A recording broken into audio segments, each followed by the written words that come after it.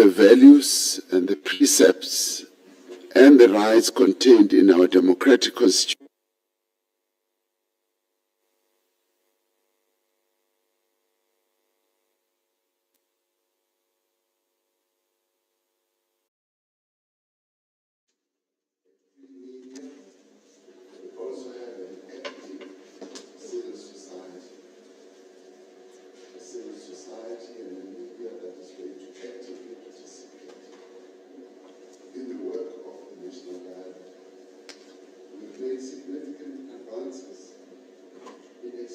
Opportunities and access to South Africans in a number of ways, in matters that affect their lives.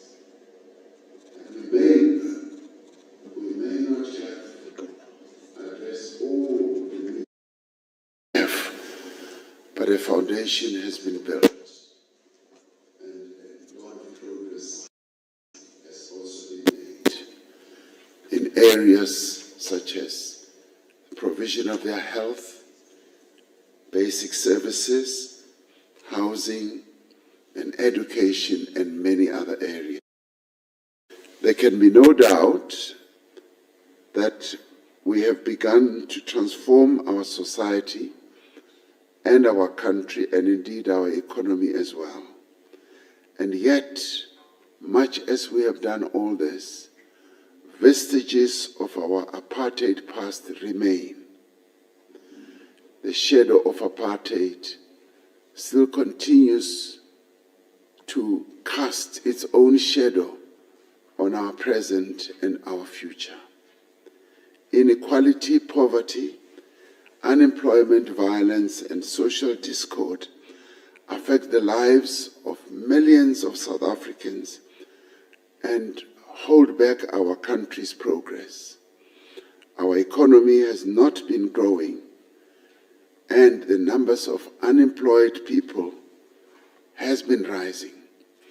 In many areas, we have seen a deterioration in governance, a decline in the delivery of services, and widespread corruption and the wastage of public resources. At the same time, we have seen an increasing disengagement by many people from the democratic process, as witnessed by the turnout of people who did not vote in the May 2024 elections. The National Dialogue, therefore, is an opportunity to mobilize South Africans to address these challenges and restore our country to the path of transformation, of development and progress. It should be seen as an opportunity to build on the achievements of the last 3 decades by defining a shared vision and a common program to take our country forward. The National Dialogue draws on a rich tradition of discussion, debate, and united action.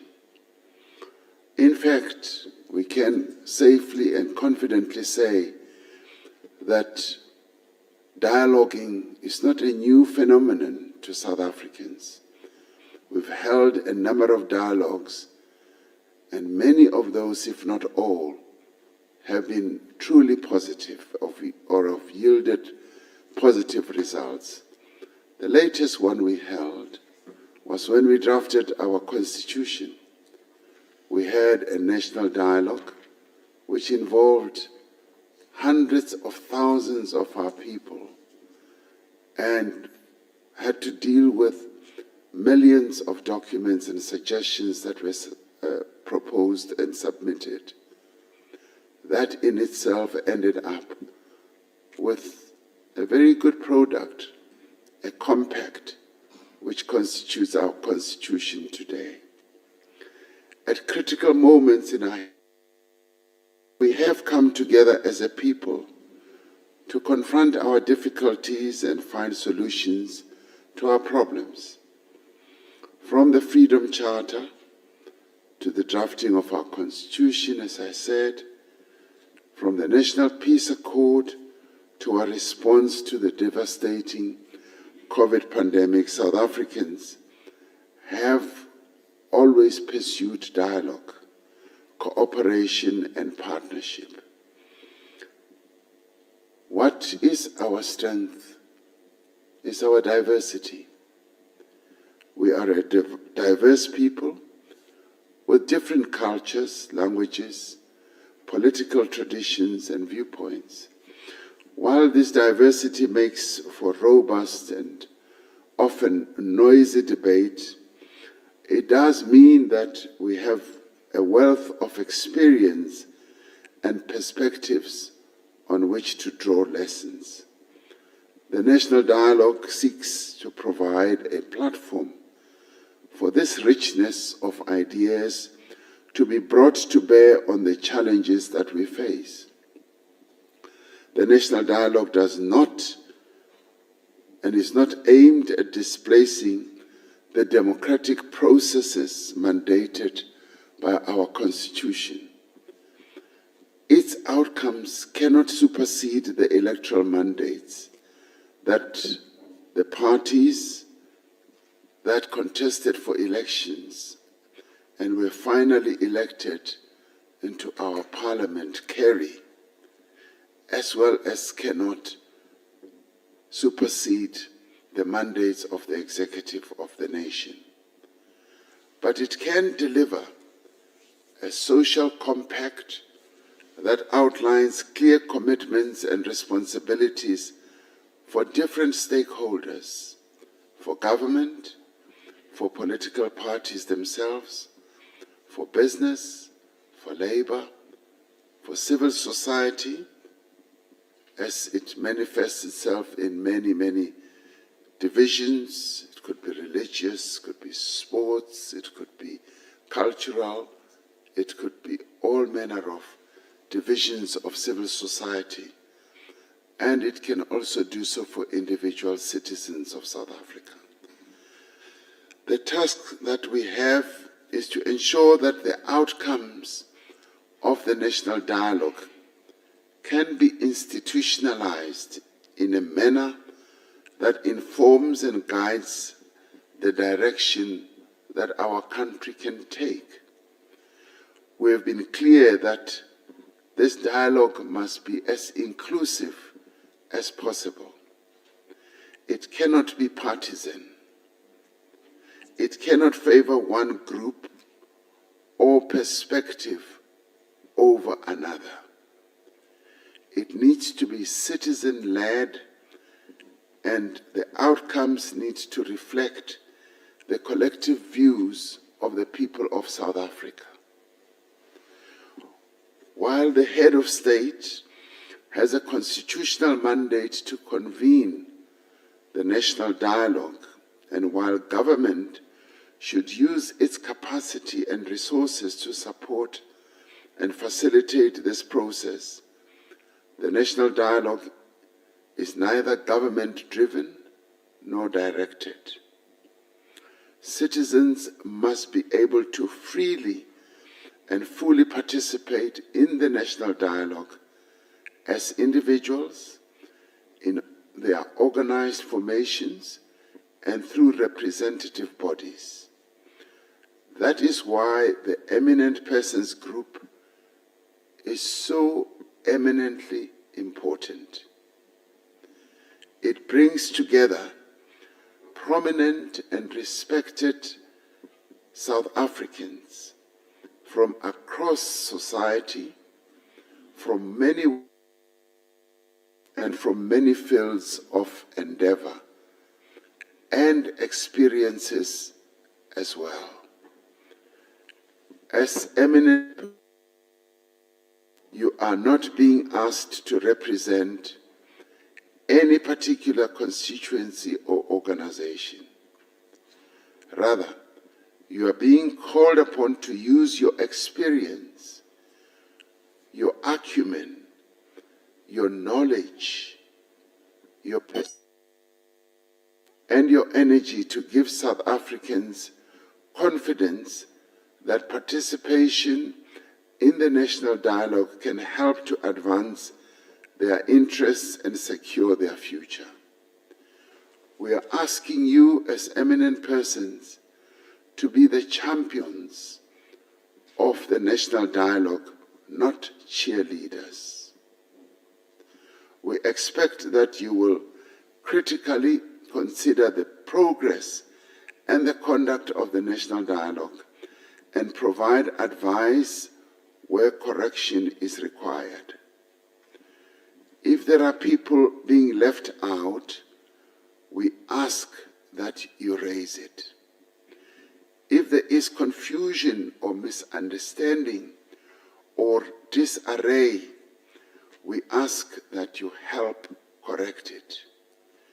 If there are groups that seek to commandeer the process, we ask that you alert us. We expect that the national dialogue process will be contested. The country is contested, that it may be used to score political points or to advance particular interests.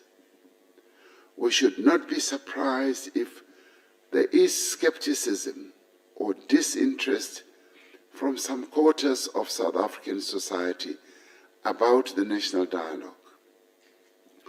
We have already been confronted by the challenge of misinformation and misrepresentation, whether on what is perceived as the high cost of the national dialogue or on who is running it. But that should not distract us from the work that we have to do, to give a platform to be heard, and so that they may be counted. What I do know for a fact about South Africans is that they want to be heard. They want to participate. They want to be included in whatever process that is meant to direct their lives, to improve their lives, or to take their lives forward. We should therefore not fear criticism. In fact, we should welcome it. Criticism, in the end, is a signal that South Africans care about the country and are heavily invested in its future. Most critics want a national dialogue that is effective and inclusive, and we should give them that. This eminent persons group should be ensuring that we give South Africans that which they want: effectiveness and inclusivity. Dissenting voices make the debate richer and should make the outcomes more robust and more meaningful. We should therefore not fear those who are dissenters. This meeting marks the start of the work of the Eminent Persons Group, work that promises to be both challenging and rewarding. As the Eminent Persons Group comes to understand its own role and set out its tasks, we must recognize and appreciate the long road and the hard work that has brought us to this point. Since a number of people have made calls for a national dialogue, and these have ranged from our religious organizations. I specifically remember when the South African Council of Churches said that we need to have a national dialogue. A number of other business people also said so. And the message was articulated more strongly by former President Thabo Mbeki in April last year, This call has been taken up by our people and formations from across society. The convening of a national dialogue was endorsed by myself as the President of the Republic, and it has been endorsed by 10 political parties that constitute the Government of National Unity in their statement of intent, and is incorporated in the government's medium-term development plan.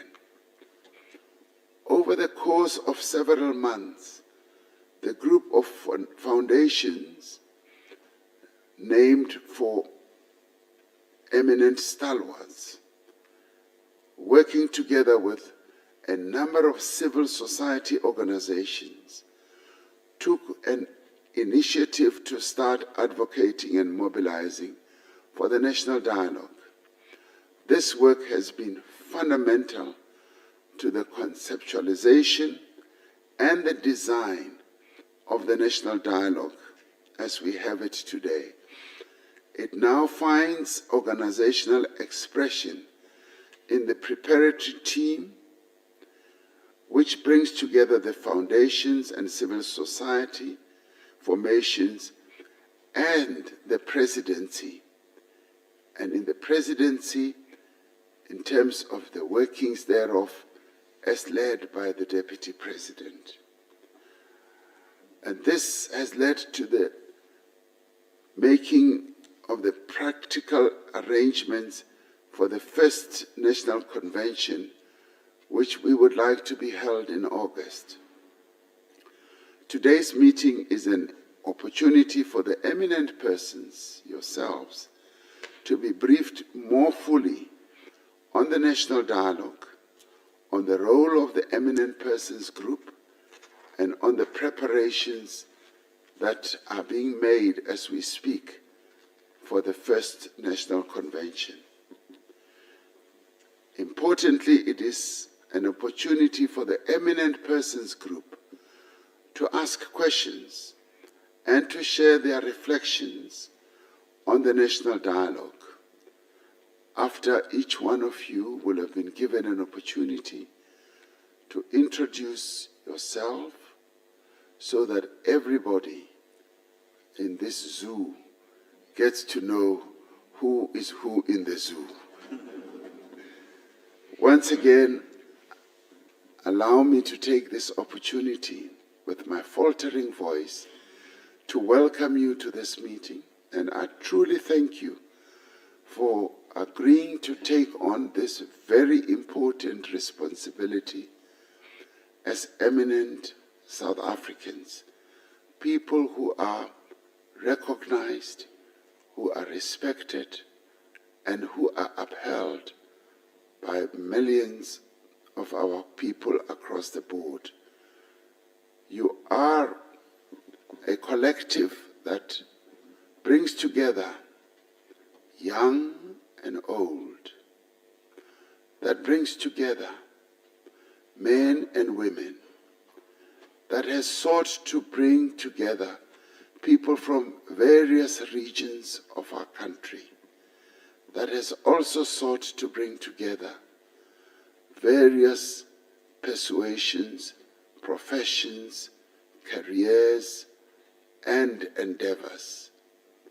This, I believe, is a diverse group, and a diverse group that is going to give real value to the work that we have to do. Your job, therefore, is to be the champions of the national dialogue and, in a way, to be the guarantors of the work that is going to come out of the national dialogue. With those words, I welcome you and thank you for having agreed to take on this job. I would now like, as my voice continues to falter, to hand over to the Deputy President to then steer this meeting and go to the next item, DP. Thank you very much, President, and we wish you speedy recovery. Let me also take this opportunity to welcome all the eminent persons here present, ministers and DGs, and government officials, and also members of the media and other participants. You all welcome. In terms of our agenda, we have to now go to introductions. I'm told I have to do this in 10 minutes, so you can understand how long you should take introducing yourself. So let's try that. Let's start on my left with Sis Barbara. And I'm going to go right round. Sis Barbara? Now that you're finished hugging the DP. Yeah. Okay. Good morning, everybody. My name is Barbara Masikela, and has been really hit by the press because we are old. I didn't know there was so much ageism in South Africa, but I think that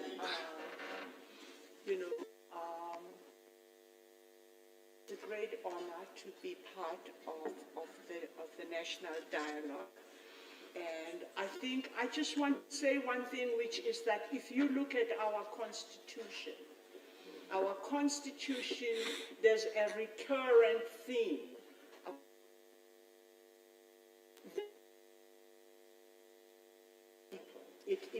Our whole constitution is constructed to return our people to dignity, because we were stripped of our dignity. And I see the national dialogue in all its aspects as a serious attempt to fulfill our constitution. Thank you. Thank you. Good morning, Mr. President. Good morning, President. Good morning, members of the National Dialogue. Eminent persons. I am Mamodo Kukai, the Minister of Justice and Constitutional Development. Thank you. Good morning, Mr. President, Deputy President, eminent persons responsible for the National Dialogue. My name is Komuzul. I'm the Minister in the Presidency and the name of the ANC. Thank you. Good morning, President, eminent persons,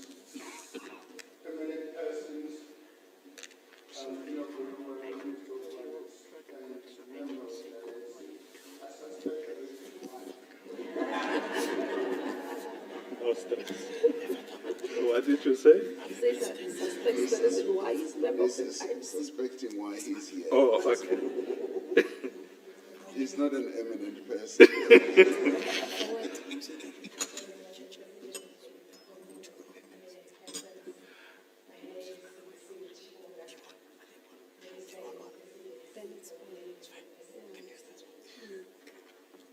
Yeah. good morning, Deputy President, good morning, Your Excellency President. I am Honorable Sipili Clarissa, Minister of Good morning, Honorable President. Good morning, DP. Good morning, eminent persons. My name is Katie Mackenzie. I'm the Minister of Happiness. Good morning, President. Good morning, President. Good morning, eminent persons. My name is Zohara Kamso, Minister of Land Reform and Rural Development.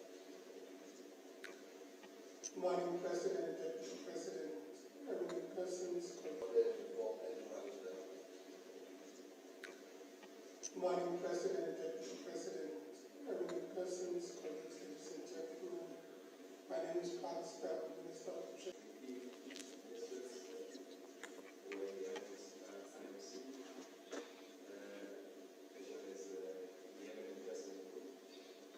I I am simply a volunteer from civil society who has also been tasked to lead the refugee task team.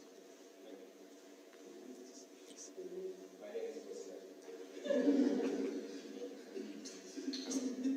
Awuyichongo kakuhle. Unkosi nathi biko. Ngisani madoda, inkosi nathi.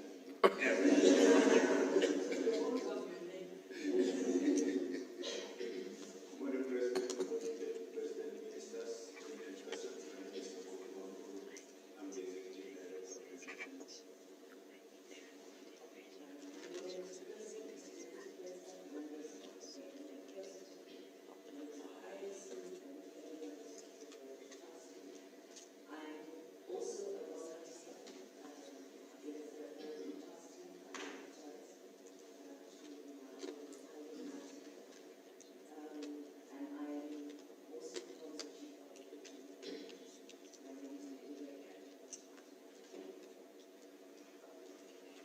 My name is Mr. President, Deputy President, Ministers, and members of the remaining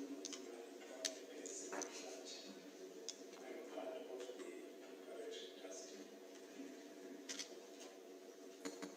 Good morning, Your Excellencies, President of the Ministers, colleagues. I'm using that President out of the PTT.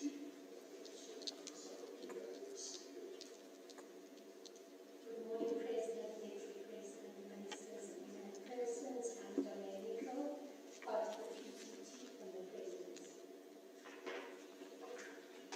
Good morning, President, Deputy President, Ministers, Eminent persons. I'm from the Presidency and a member of the PTT in South Africa.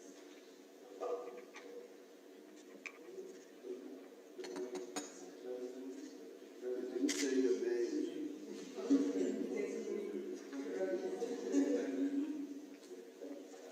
Persons, my name is Fred Speed, and I represent the Presidency on the Preparation Task Team. Good morning, Mr. President, Deputy President, Ministers present here, and members of the Eminent Group persons. I am Sibusisa Bulade. I would say that when I was looking at the list, I wasn't surprised, but I asked the question as well as I, as Eminent, as you are not supposed to, when I got the invitation, it was a clear comment, when the call came, I said, well, I think there's a mistake. I don't think I'm anywhere near Eminent person, and the person I was talking to says, well, the president would need to pass. So I acknowledge his appreciation and invitation to the president. But this morning, because I live very far, I woke up and I thought, what do people ask you to prove that you got the invitation by the president? And I thought, well, dare not leave the house unless you printed the invitation letter. So, Mr. President, I printed the letter if you want to make sure that I am invited to be here. So, thank you, everyone. I appreciate it. We'll frame it for you. Good morning, Mr. President, Deputy President, Ministers, persons. My name is Eminent, and I'm not representing the regulator and the chairman, the annual presentation of the outside. Yes. There's a planet in the solar system named after that young man. The whole planet. So if Elon Musk was here, he would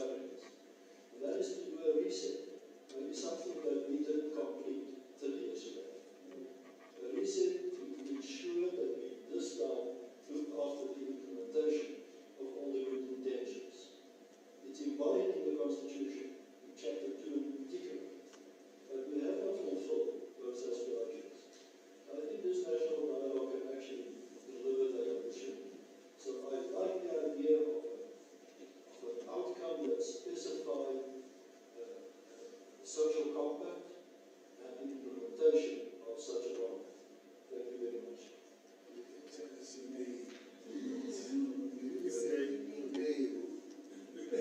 I forgot.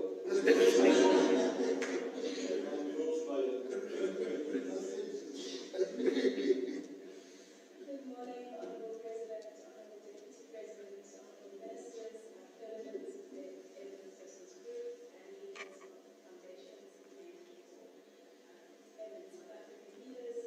My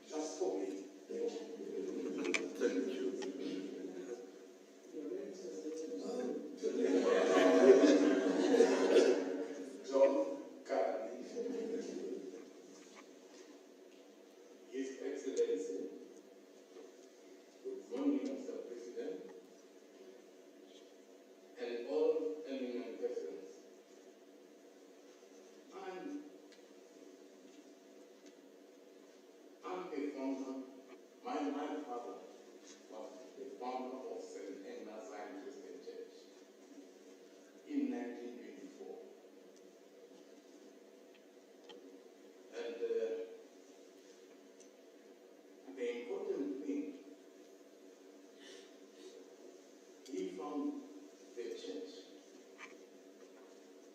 through God, telling the truth. No one can say something about how he prayed for Bishop, the father of the church, Eminent, Saint Eminent himself. No one can say that. But all the what you call when things happen, miracles and everything, there was a lot of miracles there. But now,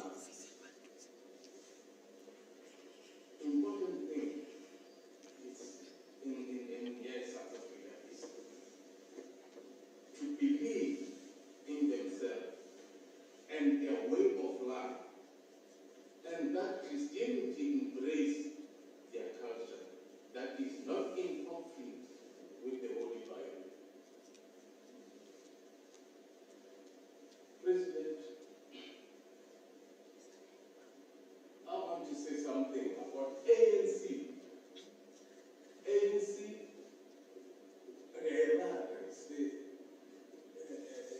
something in John Holy, the founder, Eminent, and my father also, Joseph Khanyani. I'm the third bishop, Mokrekia, 100 years now. The founder, all the people Baba started, the people who started the ANC, it's like the Mahoshi and the people like the teachers, 1930 something. People, the black people, they look at this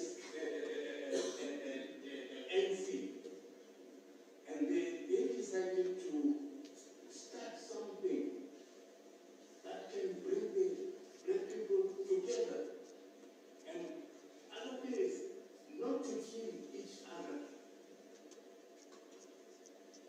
When the people, like the Maboshi and the people like in Dona, that time, like in 1960s, before 100 years, when they fight with somebody, you must go to the river. And the chief, they bring that men, and they bring also that, other one. And they said to them, you want to fight, you want to kill this man? And the people will say, yes, I want to kill him because he took my wife. I love my wife and he stole my wife. Then they go to the river. And that one must come with something here, like wood, and they put it here. And the witch doctor, they must do something. He wants to beat that man. Then he must have the power from that wood. And they take them to the river, and lots of people come like this. When they come, they start fighting.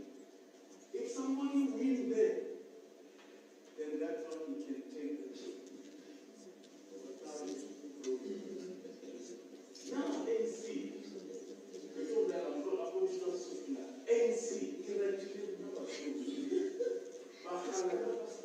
people who started the ANC, when I did the ANC, even born. Then after ANC, even born, then you've got a center for Hoshi, Muslim, whatever.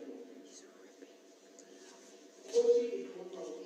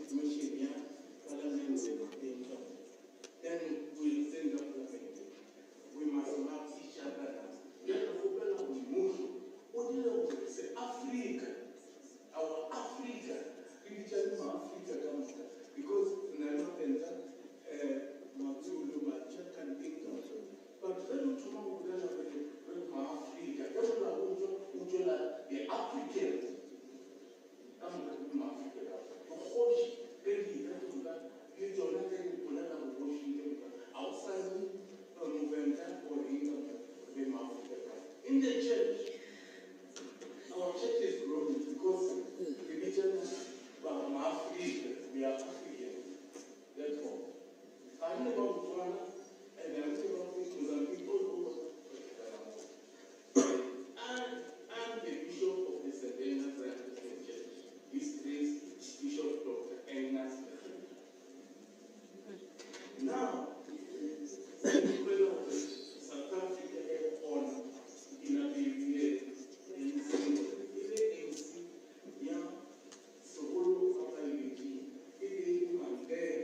then from there, Mandela started to follow Chiquita, the first being even Mandela from Mandela. It is a powerful not to say, Mandela, that's how we say, and you said, you're talking about the media, I think I'm saying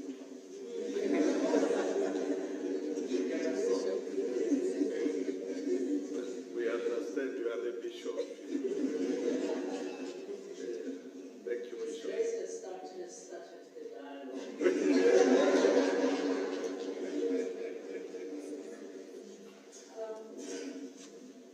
Good morning. My name is Nobody Sokas. This is Nobody Sokas. I'm not a professor. I don't belong to the category of professors who are once a professor, always a professor.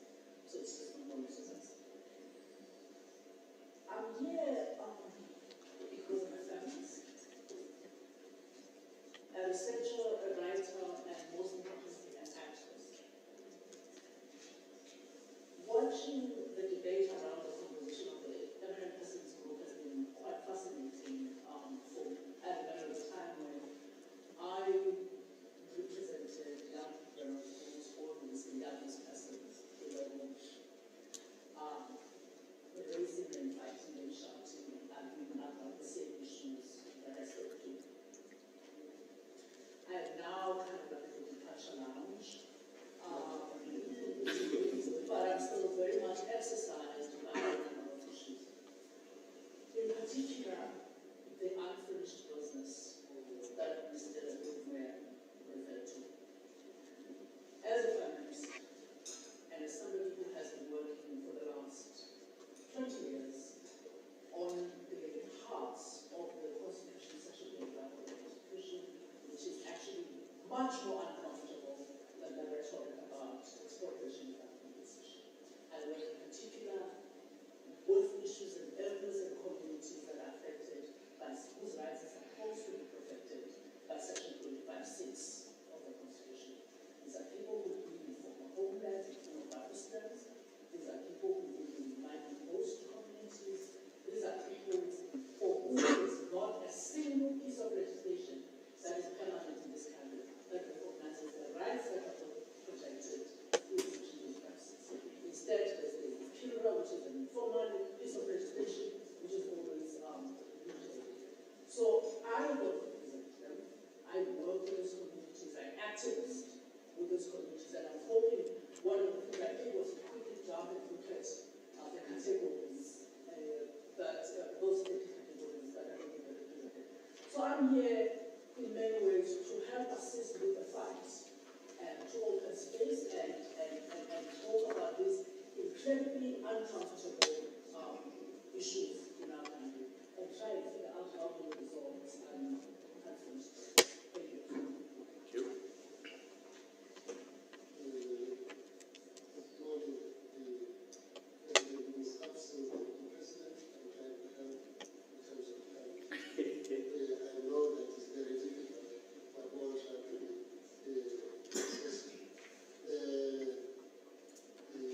For instance, my colleagues here, Eminent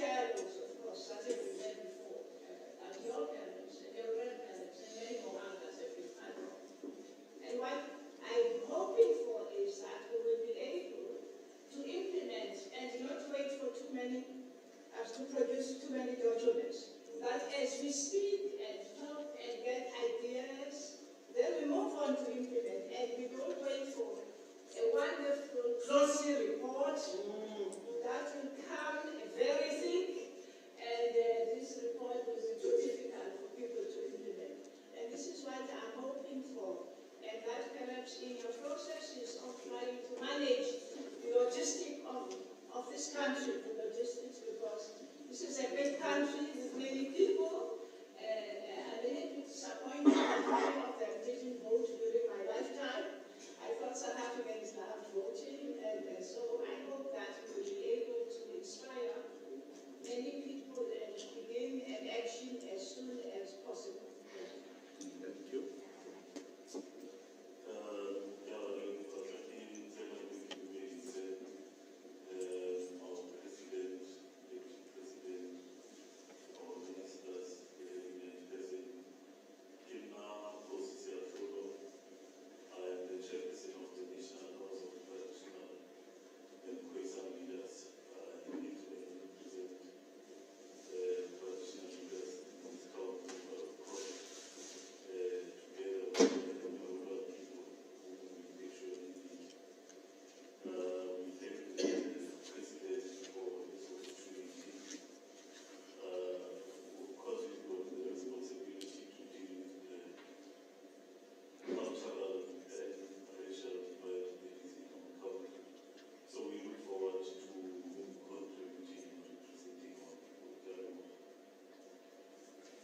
Thank you. And we go to the inner circle. We start. We start here.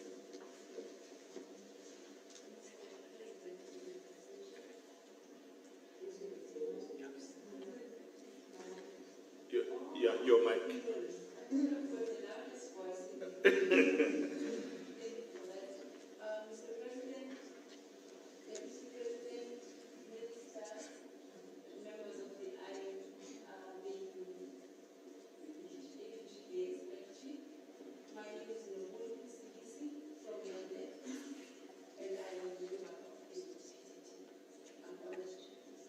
Thank you. Excellency, Deputy President, honorable ministers,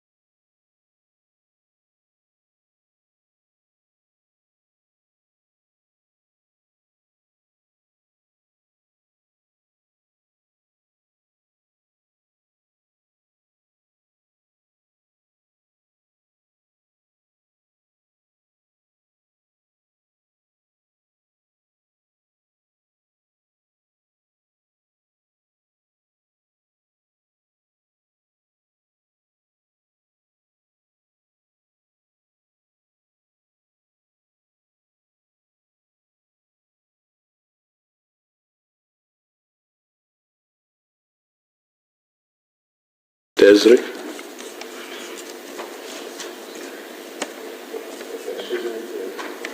President, Yes. she has already left because they are practicing. They started the practice. Oh, okay. Okay, Desiree has left. Okay, so let me go to the other three. Archbishop Makova is there.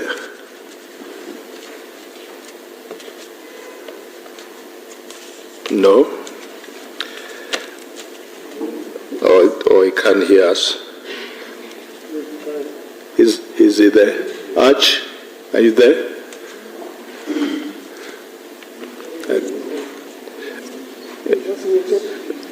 Arch, you are muted.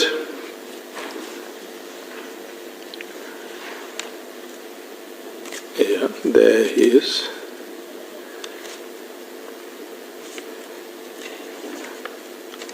Okay, can the technicians help?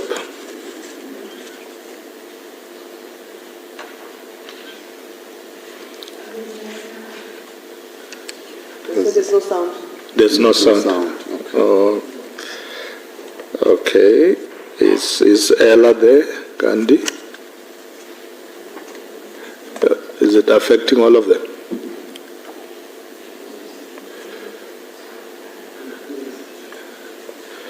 Okay. Is Ella there? It doesn't seem to be. Okay. Is Robbie there? He's the one who says there's no sound. No sound still. There's no sound. Okay. All right.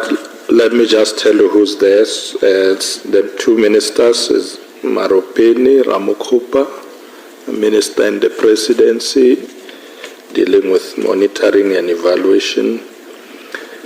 Sisi Tolashe, Minister of Social Development, is also there. Yeah, and of course the EPG, Archbishop Makova, Desiree Ellis, Ella Gandhi, and Robbie Brosen. Okay, we'll have to pass since technology is not in our favor this morning there. What we're going to do now is to allow you a 10 minutes break. And when we come back, I'll ask